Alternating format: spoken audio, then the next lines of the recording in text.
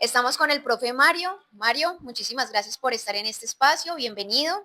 Muchas gracias por la invitación. Mi nombre es Mario Gómez, soy docente del sector público desde hace 13 años y soy egresado de la Universidad del Quindío. Tengo una licenciatura en Ciencias Sociales y una maestría en Estudios Culturales Latinoamericanos.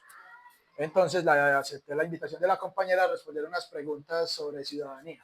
Ok, profe Mario, muchísimas gracias. Actualmente ejerces docente en...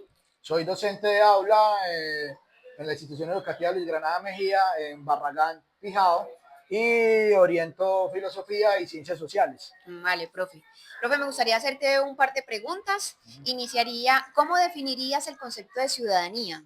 Bueno, el concepto de ciudadanía, pues para mí es algo problemático, ¿no? Porque los conceptos están atados como al contexto histórico, cultural, en el que se desenvuelve y a la ideología política también. Entonces, por ejemplo, ciudadanía de una perspectiva neoliberal es como el concepto de acogerse las personas o la gente, los pueblos se acojan a las leyes, pero que se acojan a esas leyes aceptando que hay una propiedad privada y que hay una acumulación de propiedad privada muy grande de unos individuos y como usted como buen ciudadano tiene que ver cómo otros tienen propiedad privada y aceptar que esa es la condición material en la que usted está. Sí, como quien dice, sea ciudadano, acepte que usted tiene que ser un obrero, no tiene acceso a estos privilegios, pero tiene que cumplir ciertas leyes y respetar esa propiedad privada de los demás. Correcto. Para mí, desde otra perspectiva, por ejemplo, desde el marxismo, el comunismo, es más como la ciudadanía lo invita a usted a esa conciencia o lucha de clases, ¿no? A exigir esos derechos, esos privilegios que desde la política neoliberal le han sido negados. Y también pues podríamos hablar del capitalismo, y desde el capitalismo como tal, que no es una ideología sino un modelo económico, sería más bien como el concepto de que usted sea productivo, ¿no? Todo el que es ciudadano es el que es productivo, el que trabaja, porque el trabajo dignifica, ¿sí? Entonces todo lo que no, digamos, catalogue o se configure dentro de ese concepto de productividad, pues es, digamos, marginado o excluido.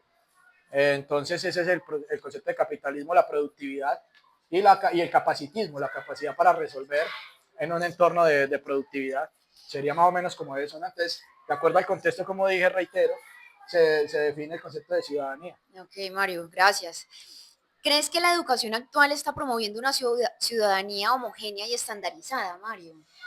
Sí, pues si rastreamos históricamente, la escuela es un dispositivo creado por la revolución industrial, especialmente por el Fordismo, ¿no? Que es el de la cadena de montaje y necesita pues un adiestramiento de unos obreros en un sector productivo, que cumplan unas jornadas, que tienen unas características de disciplinamiento especial. Entonces sí promueve una ciudadanía y nosotros los docentes promovemos eso, especialmente desde el concepto de lo que son las buenas costumbres, ¿no? De portes así, quédese quieto, no haga, no, y hay que cumplir unos roles dentro de la sociedad. Entonces, ese sí es un estándar homogenizado que nosotros promovemos de las buenas costumbres y lo difícil es encontrar un equilibrio, porque al mismo tiempo uno tiene que promover como esa subversividad de los individuos, ¿no? Esa capacidad crítica. Entonces, la escuela juega en doble vía. Es un dispositivo, es lo que le permite a usted, digamos, escalar socialmente y tener una conciencia de clase e inclusive aburguesarse, porque inclusive la institución educativa, la academia sirve para que la gente se aburguese, porque sube, asciende, es profesor de universidad o gana ciertos millones, entonces ya pertenece a otra clase social. Pero la escuela permite eso, pero al mismo tiempo juega Replica un modelo. a replicar un modelo, a estandarizar conciencias y a que la gente juegue a eso. Entonces, tiene uno que encontrar un equilibrio, porque ser subversivo o ser crítico no implica ser como un rebelde sin causa, ¿no? También hay que verlo desde qué perspectiva se enfoca ese criticismo que se le quiere, digamos, impartir o se le quiere cultivar a los muchachos. Ok. Mario, ¿cuál crees que son los principales desafíos que enfrentamos en la educación para mitigar esa influencia de las políticas neoliberales?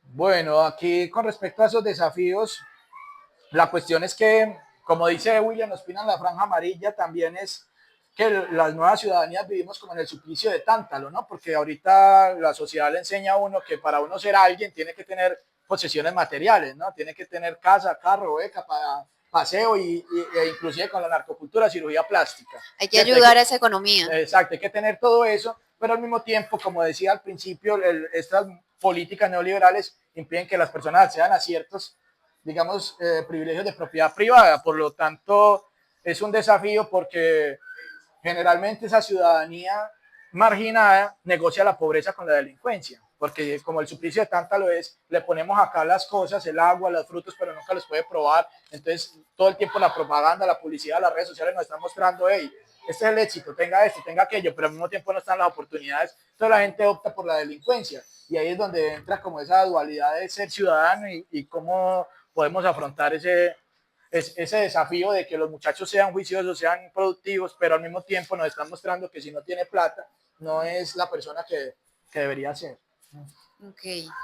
¿Qué acciones concretas podríamos tomar dentro de la institución educativa para poder fortalecer la identidad cultural de los estudiantes y contrarrestar esa estandarización que nos han implementado? Pues es que es complejo porque ya el concepto de identidad entra como para mí es muy polémico, ¿no? Porque cuando usted genera identidades y lo obliga a usted a ser consecuente con ese discurso de identidad que usted tiene, identitario, como por ejemplo, no, yo soy rockero, yo no puedo escuchar cierto tipo de música, y entonces la escuela es un dispositivo, como lo dije, para reforzar esas identidades, y por ejemplo los días del folclore, los himnos y todo eso son una forma que juega en cómo unas gentes que antes estaban por ahí dispersas viven en un proyecto de nación para producirle a unas personas ricas que entonces cómo yo refuerzo una identidad que respete y valore digamos el pueblo y la conciencia de clase pero sin reproducir el discurso digamos elitista de usted tiene este tipo de cultura, usted pertenece acá y empezar a racializar personas también o a generar costumbres como por